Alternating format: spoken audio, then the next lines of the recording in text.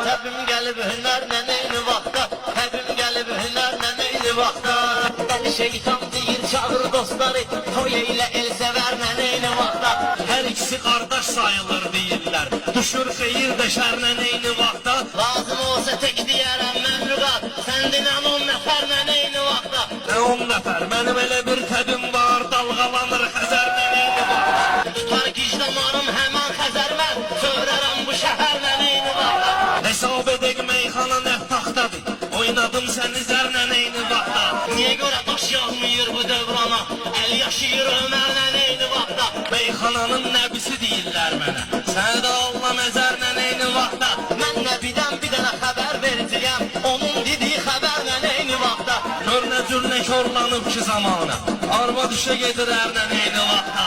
Sən biraz da oyna maskilərimlə, səni alın biləcərlə eyni vaxtda. Mən varamsa sən orada yoxsan demək, gecə olur bu səhərlə eyni vaxtda. İnən görün müqar hansı rayondur, alındı Kəlbəzərlə eyni vaxtda. Onu bilirəm Pərviz işğal olubdu, orası sizin əndəvərlə eyni vaxtda.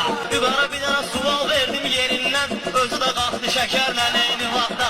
Allah bu dəhşətdir gəlir aləmə, şeytana bax bəşərlə eyni vaxtda. Peşman oldum müqara can ciyər dedim, can da getdi cigərlə eyni vaxtda. Novruz bayramında sən öl Pərvizi, yandıraram təkərlə eyni vaxtda. Məcbur edir müqarı keçirdim şişə, sonra pişirim dönərlə eyni vaxtda.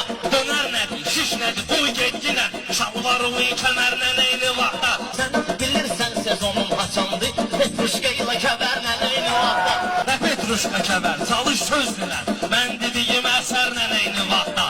Söz deyərəm güqar doğrayar səni, sağ kəsən kəsərlə eyni vaxtda. Gəlib məhlə özdə atım qumbara, qapın geçər səfərlə eyni vaxtda. Dinən görüm hansı rəqs havasıdır, sevinc olur kədərlə eyni vaxtda. Sən dedi gün hava olubdu vağzalı, şərbəti var zəhərlə eyni vaxtda.